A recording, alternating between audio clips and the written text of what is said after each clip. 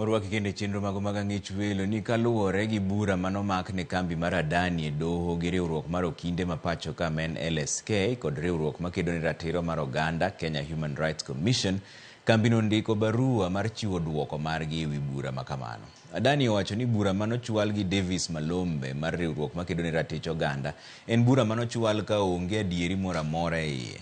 Giwacho ni ywak manochwal e doho mar chungo chenro moro amora ma ADANI timo e paw ndeke otim maonge nonro kaluwore ni ADANI pok oketo koke winjruok moro amora gi piny owacho. Giwacho ni ADANI en kambi manikod nying maber kendo osetimo dongruok e pewe ndeke machon machal gi JKIA kendo sani koro osekelo medruok e yuto mar piny India gi atamalo 49 e kind higa mar 2022 nyaka 2023.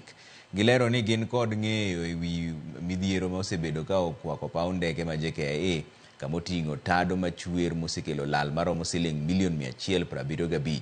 Ma endi momiyo ne gidwa migi thuolo mar loso paw ndeke no e yo manyasani.